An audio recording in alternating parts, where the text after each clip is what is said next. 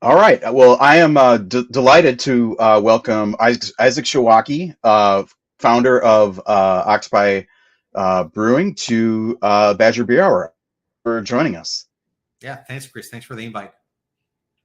Yeah. So obviously, you made some pretty pretty big news in the beer world this month. Tell me, you've said in some other interviews that the conversations about the sales that a little over like a year ago. How did this deal come about? Uh, I think like with everything in life, we just found each other. Like Asahi, put it out there a few years ago that they wanted a presence in the U.S. And the more I learned about it, the more we were kind of like a perfect match. We're the right size, right place, right location, right capabilities. And I think we reached out over email, and the conversation started going, and then it became it moved pretty fast. And then once we got to a point, then it took about a year from the beginning to close. But I think it was a good match for everybody. So what does this mean as far as Octopi's operations? Like, one of the big questions that I've wondered about in reading what's been out there about this already is whether is that facility going to become Asahi International or Asahi Wisconsin, or is it? I mean, will Octopi's branding remain? Can you just kind of walk us through what this is meaning for what had been, your company? Yeah, for sure. Though this is super exciting for us. So we're going to be the de facto like North American facility for Asahi. Like in the U.S. and Canada. The Octopi name renames, stays. The co-packing stays. So like I said, what I liked about this partnership is that there was as little changes as possible. Yes, they bought us because they want us to make a lot of Asahi product here, but the business and the name and the culture will pretty much remain. So Octopi remains and co-packing remains, and hopefully pretty soon we'll be able to start making Asahi products for North America. Nice. So, I mean, I think the main way that that most of our audience knows about Octopi is as a client for a lot of the breweries in Wisconsin that we care about, and around the Midwest, and of course too. Um, is are I mean, I know that Asahi is essentially buying volume here. Is all the contract work that you've worked so hard to build for the last 10 years, is that all going to continue going forward? Is Asahi basically getting into the contract brewing business with this acquisition? Yeah, well, they bought. We have already contracts that were signed that are going to last a few years. So, like, of course, like those contracts are going to stay. And if we have extra capacity or we want to increase, like yeah, the co-packing, like I said, stays and hopefully will grow. I love co-packing. I see that they see a benefit for co-packing. Of course, like they didn't buy us for the co-packing business; they bought us to make Asahi products. But Okay. everything should stay pretty similar for several years. Okay. Can you talk a little bit about co-packing? Because I think having the beer folk do, I'm kind of most interested in in like the contract brewing and all the beer that you're making, with Untitled Art, or for a lot of the brands that, I think that has been really interesting to see Wanakee, Wisconsin show up on so many of those beer labels from, distributed around the country. But can you talk a little bit about co-packing, what that is, what the advantages of it are, and how, that has grown in terms of Octopi's business? Yeah, for sure. So we started in 2014 as a strictly dedicated contract brewery. So at the beginning, the goal was to do just beer. I'll be honest, as soon as I opened after the first year, I saw the beer industry, specifically craft beer, not growing and not going anywhere. So I decided to make a change and a big investment and become a beverage co-packer. And that completely opened up like our growth potential and the brands that we work with. For example, when we opened, we had 6 employees. We did 10,000 barrels the first year, and it was only beer. And then fast forward to now, we have 545,000 square feet of space. We're on pace this year to do about 800,000 barrels of production, but beer is only 20% of our volume and Okay. decreasing. However, that's going to change significantly because Asahi is all about beer. So beer is going to take the center stage again pretty soon. And then co-packing is basically, we like to make products for other people, whether you're a brand, an existing brand, or a new brand, or somebody that's in the market that wants to scale. That's where we're really, really good at. We can make your product probably, ideally the same quality, if not better, and ideally at a cheaper price or a more affordable price that you can make it, because we have scale. We're not huge, but we're not small. Like I said, our capacity right now is about 1 million barrels or about 14 million cases. So we're like a decent sized capacity brewery or facility. And as we've grown, we've evolved, right? Like at the beginning, we would brew for anybody, no matter the size. We had some minimums, but they're pretty small. But as our company has grown, our minimum has grown, our capacity has grown. So like we don't take any client. We have, if at least right now, if you're doing 250,000 cases a year, which is about 20,000 barrels, that's kind of like the minimum we'd like to work with. So yes, as we've grown, some brands have been able to evolve with us, but some brands having, like they're now too small for us, that there's other places that are better suited to brew for them. But co-packing is basically like you send us a recipe and we'll make it for you. We'll package it. We'll do everything. And then once it's done, then it's your responsibility to ship it and sell it. Okay. And when you talk about your capacity right now being about 1 million barrels, is that because I know, like, taking the lead time, the production time for different beers, even within beer, can vary quite a bit. Typically, like in the space, we're thinking about ales, lagers, whatever.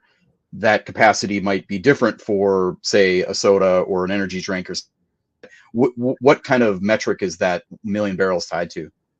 Mainly that's our canning line capacity. That's what they can do, but it's with our current mix of clients of like 20% beer. We do about like 30% RTDs, which is, like canned cocktails mainly.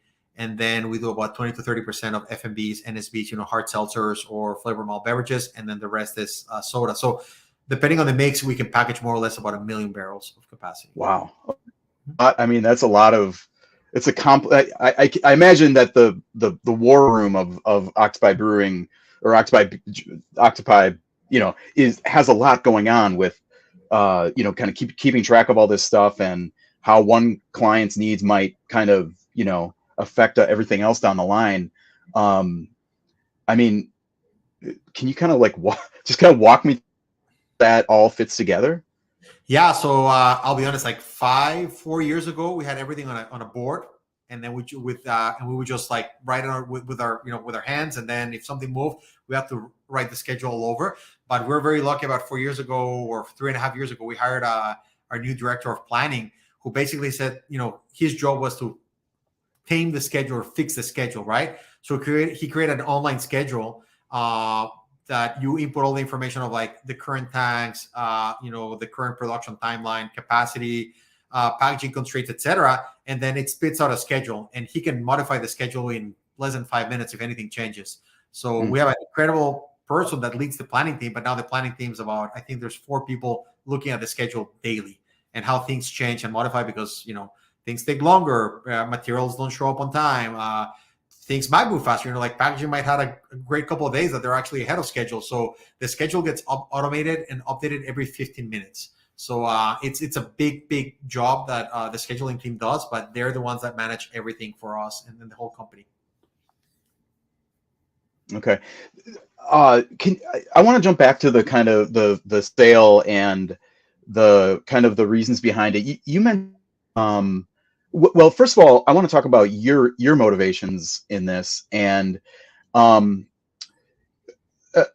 mean, there's a fair like motivation, and it's that you built this thing and now you get to reap the rewards of it now instead, or immediately, instead of necessarily the long-term thing. But can you just kind of walk us through your thought process in terms of the why on how you came to this decision, and not just necessarily with the buyer at all, but the business overall, and Yeah, like I always said since the very, very beginning, if there's somebody that's interested in Octopi, I would always like listen to an offer, right? It was never like my intention, like not to say no to everybody. It was more like, oh, if somebody has something interesting, including like a client, like I would always like entertain it and see if it's worth for everybody, right? But for this one specifically was we were getting off size. We have Octopi has 250 full-time employees. We're in charge of there's about 400 plus people that rely on Octopi. And I'll be honest, that was a primary goal. What can I do, or what can the shareholders do that can put the people that work for Octopi, rely on Octopi, in a great, secure place for the future, right? And I thought that was the right move. And then, there's many things that aligned, right? Keep the current clients, so keep co-packing assist. That was very, very much what I wanted to do, because all the clients that we have currently set us to this path. So I wanted to make sure that they were taken care of and we were able to execute their contracts. Keep the employees, keep the name, keep everything as is, but also, of course, have a good benefit for the shareholders that invested in this facility since day one. So I think, like I said, everything had check, check, check, check, check. And Asahi was the perfect partner for us. So we're very, very happy with, they chose us, and we went through through this deal together. And I think the future is very bright for the people at Octopi, and of course for Asahi being headquartered now in Waunakee, Wisconsin, which is incredibly exciting. I do have to ask, what can you talk about the value of this transaction, the valuation of the company as it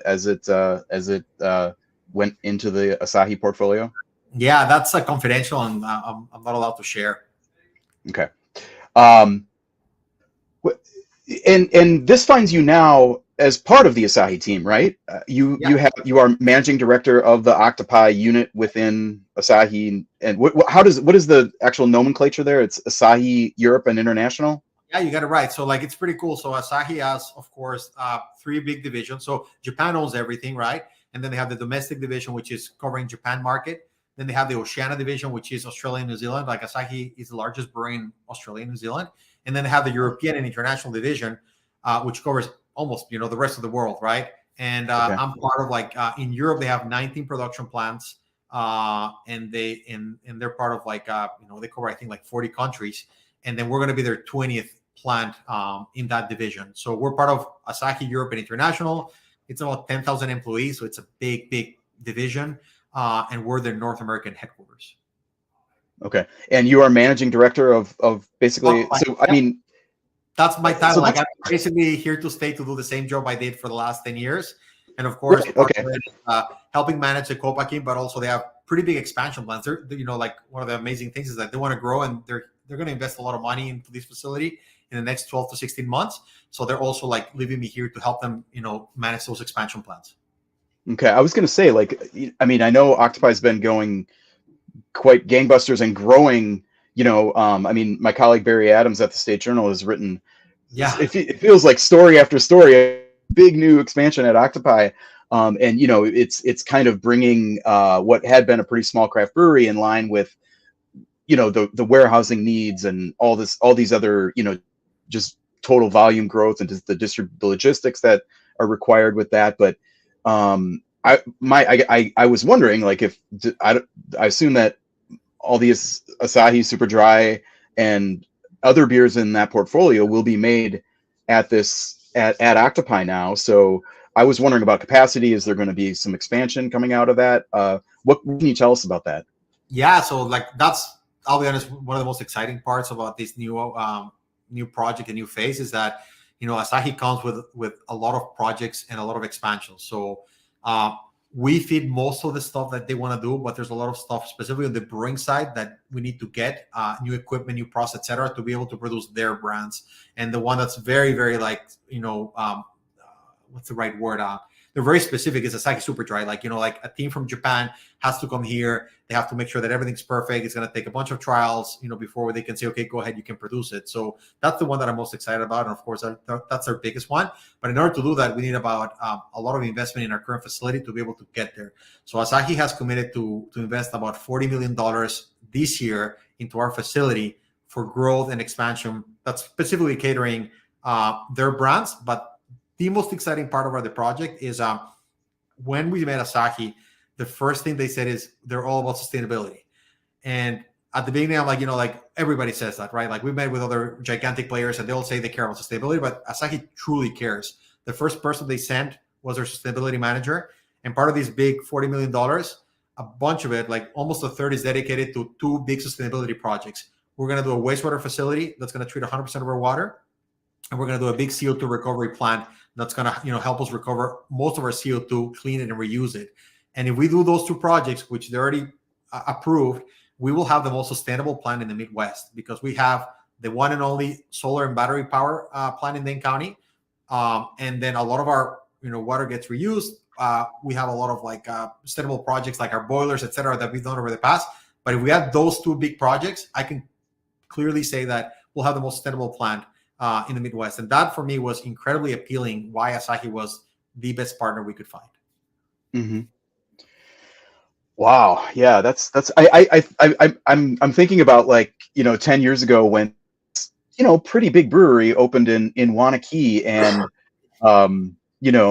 we were like, wow, this is really cool, something different. And just thinking about the growth that's happened since then. I mean, what was your employee count at that time?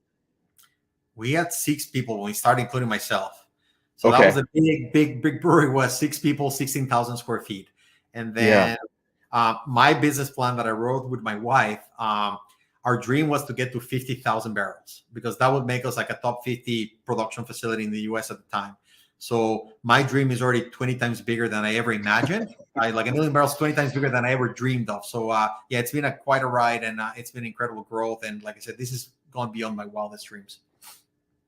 I mean, there's kind of a, on this show we talk, we're mostly small potatoes. We're talking about new brewery that opened, or an expansion, or sometimes closures. It's sad, it's part of the business these days. But a lot of it is very focused on the communities and the culture, the connection that local people have to their local brewery. And I do feel like Octopi does have that. I mean, it's this interesting dichotomy of being a huge now international brewer, and I'm sure definitely was on the national scale already, and doing all these other different things that it's outside of kind of the standard brewery purview. But can you talk a little bit about the connection with Wanakee and the local community, and how that's been embraced, and the reaction that you've gotten from those taproom regulars, or from maybe village officials since this big news? Yeah, so Village of Wanakee has been the best place I could ever, they chose us, and we chose them. I didn't know where Wanakee was in the map 15 years ago, and this is the best thing that ever happened to me. So from day one, the Village of Wanakee was we want you here. How can we make it happen? We can get you the permits quickly. We'll help you with everything we can. So that was their stance 9 years ago, when we were a small place, all the way to now. Every time we needed something, or we asked for something, or we want to partner with something, they've said yes. So Wanakee has been an incredible partner since day one. I think they've been incredibly supportive of everything we've done. I think they're excited about the future growth of Octopi, and of course Asahi being here. Like I said, Asahi is the 5th largest brewery in the world, and they chose Wanakee, Wisconsin to be their headquarters for North America. I think that's a big deal for Wisconsin and for Wanakee, and I think they're embracing that. And I think they're excited. And then for the community, I think the best example is our taproom, right? Our taproom is a huge community driver. We're in the middle of nowhere. We're in an industrial park, so everybody has to drive here to get here. Our taproom is every year keeps growing. We get more people through the taproom, a lot. I don't know the exact number, but we're the most visited, one of the most visited spots in Dane County, and then we're the most visited, of course, in Wanakee right now. So a lot of people come from other places, not just Wanakee, Madison, greater area, and other places. And we keep investing in our taproom, growing our taproom. And Asahi saw the same thing. He's keep your taproom open, keep it as is. There's a huge community space, and we want you to make sure that you grow it, and you keep going at it. So that was also a good match. But I would say we do a lot of stuff through our taproom with our community. And then the last one is our involvement with Clean Wisconsin. We've been a part of Clean Wisconsin for 5 years. I'm on the board of Clean Wisconsin. Clean Wisconsin is the oldest nonprofit, environmental nonprofit in the state. It's all about making sure that people in Wisconsin have clean water, air, and energy, and that's their motto, their goal. And we would love that we're a little part of it, and want to continue their growth and their vision in the community, and of course the state. That's great. Jumping back to the motivation for the sale, we talked about your motivation as a seller. What did you kind of mentioned location and a lot of different factors in Asahi's kind of evaluation of this. I know you're kind of on the other side of that transaction, but now that you're within the company, like what are they seeing as the assets of brewing? Maybe not. I mean, certainly with Octopi itself and the company and the brewery and the facility that you've built, but also kind of Wisconsin as as the place that they want it to be. Can you talk a little bit about kind of those various factors? Yeah, like so we had the right size facility. They were looking about something that was close to 1 million barrels, so it kind of matched. Our facility, like I don't know if you haven't been here in a while, but please come and look at it. Like I think we have like the best mid-size facility in the U.S. period, with all our equipment and our facility and our buildings. So I think they were very attracted to that too. Also location, right? Wisconsin, we're in the middle of the country and they have a lot of business in the West Coast, in the middle of the country, but also they own Peroni.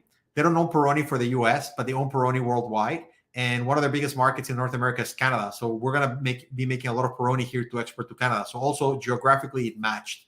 So like I said, there was a lot of things that checked for them that make good sense to buy us. Nice. Okay. One thing that I've been wondering about with this is you have some other interests in the Octopi is not your only business, and you are a partner in Untitled Art and in Pequod Distributing. Does this change any of that? How does, or I guess I'm wondering kind of how.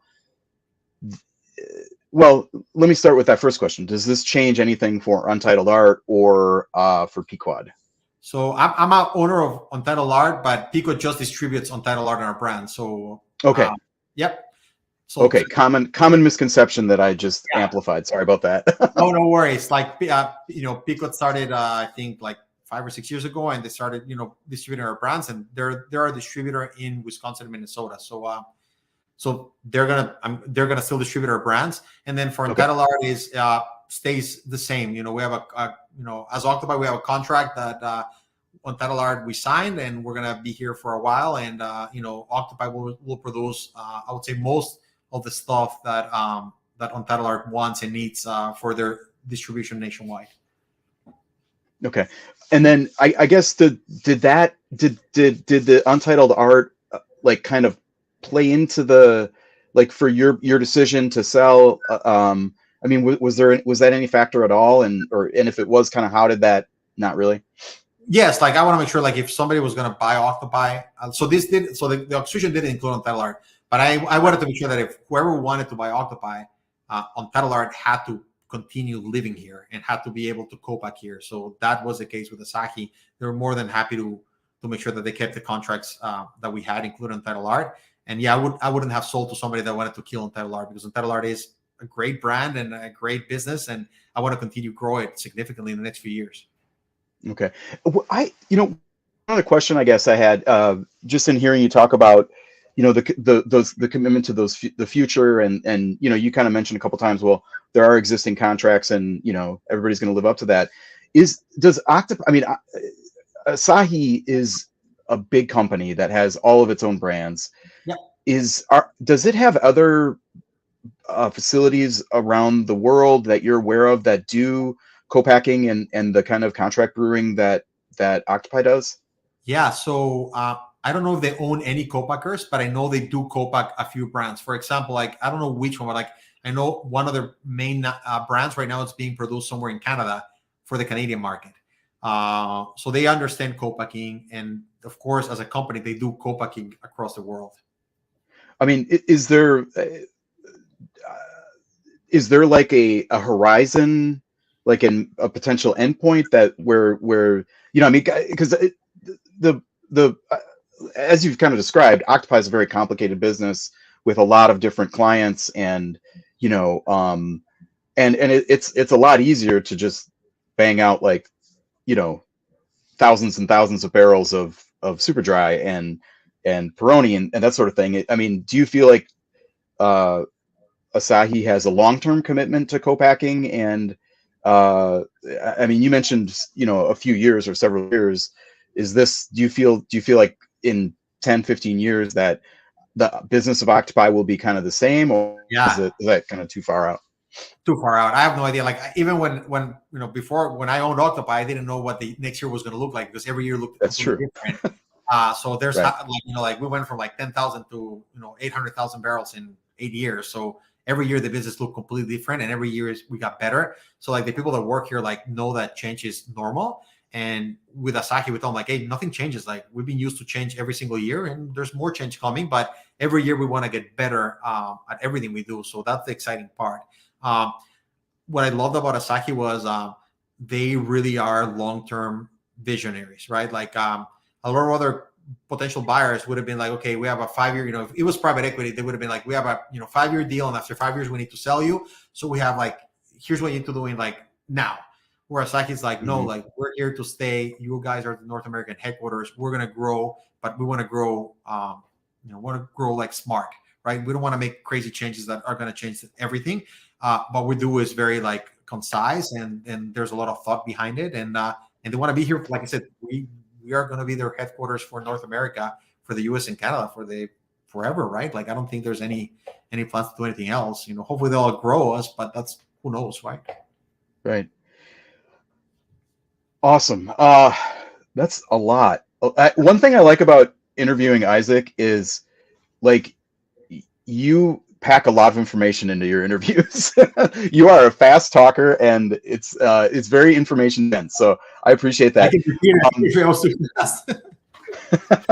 um, you mentioned some exciting things for Untitled. Talk about a little bit about that, because sorry, the cat jumped on my lap. Do you want to talk a little bit about what's going on with Untitled Art and where you see it going in the next maybe 6 to 12 months? Yeah, for sure. So like, I think this year is going to be like a pivotal year for us. So we grew last year about 20%, but this is the year that we really want to grow significantly. So we finished the year with about 30,000 barrels of production. So it's a nice size facility, nice size brewery. And our goal this year is to get like 40,000 barrels or close there. We're in 27 states. We want to grow our footprint. We're really strong in a few, places like the Southeast, like you said, Florida, Georgia, et cetera. We're pretty strong in, of course, the Midwest. And we want to grow our presence in other places that are not as big as we are, like, for example, the Northeast. Sorry. And then for brands, then this is pretty exciting. We started, again, like this whole the process of changing and keeping up with the change. Untitled Art was born as a beer LTO brand. LTO is limited time offering. Every single thing we did was one and done. We did one beer and it was never repeated. But now fast forward to today, 85% of our volume is on 3 categories: our NA beer, our hard seltzer, Florida seltzer, and our hemp and CBD, which is green canvas, which is Goodwill and Motif. So, and then beer is 12% and decreasing. So also Untitled Art has been able to evolve with the market and are doing incredible things in a few categories that are significantly growing. So I'm very excited about, of course, our NA beer. I believe we have the best NA beer in the market, period. I don't think anybody can compare with our taste. Sorry about that. I just got over a cold. It's been, as you know, it's been brutal here. Season for sure, yeah. Yeah. So our NA beer is number one. That's the most exciting thing that we're doing. We're increasing our NA beer production and also the flavor offerings that we're sending this year. Of course, our Florida seltzer is like second, but it's incredibly strong. We've seen, where the seltzer market basically collapsed except White Claw. Our Florida seltzer grew 35% from last year. I think we have also, again, the best tasting like hard seltzer in the market because we use real juice. Our flavors are phenomenal. And I think our packaging is really, really great. And then I am personally very excited about what hemp and CBD is going to be in the next few years. Of course, big companies don't want to touch it because it's not federally legalized, but we're assuming that federally legalized stuff, hopefully in the next 3 to 5 years, we'll be doing. And I think that's going to be a big part of the market going forward. Awesome. That's great stuff. Very exciting. I mean, yeah, that's a good point. Like, on weathering the storm of the hard seltzer crash is very impressive. I mean, I think it points to the fact that it's just a different product, really. I mean, same category, but it's really not the same as a White Claw or whatever. So yeah. Yeah, but like usually when we talk to new distributors, they hear the word hard seltzer and they don't want anything to do with it. And we're like, please, right. we'll send you a 12-pack. taste Yeah, it, and then you we'll got talk. And of course, they taste it like, oh my God, this place is amazing. I'm like, I know we told you about it. And they're like, and you're like much higher than everybody else in pricing. So we make more money. I'm like, yes. So it's like a win-win for everybody. So it really is like we need to have the product in people's mouths, like to taste it before they're like, wow, this thing is really, really good. Sweet. I think that's it. Is there anything else that I'm missing about this, about the big sale, about what's next for Sorry, Chris, I lost you. Asahi? Or, I mean, I think always got to end an interview with that open-ended question, right? Yeah, no, like I think like the future is very exciting. You know, like I said, Asahi really wants to grow here, and they're putting a lot of money behind it. Like I said, they're doing incredible expansion plans, which that's very exciting for me because we've done a lot of expansion plans, so we love that. So it's all about growth. We're going to be hiring a lot of new people. You know, I think we still have like 30 open positions, and we're going to add more. So if anybody's interested in working at Octopi, please check out our website. There's a link that says careers, and you'll see like every position that's open at Octopi. We're looking for great people that can help us grow. And then for Untitled Art, it's exciting. Like we're in a time that we want to grow. Like I want to double the brand in the next 2-3 years. You know, my goal is to get it to 60,000 barrels plus. You know, close to 1 million CEs like cases, and that's where we're gearing towards. Like we're gonna push really, really hard to make it happen. I think we lost you on the end of that thought, but Isaac, I thank you so much for joining us here on Badger Beer Hour.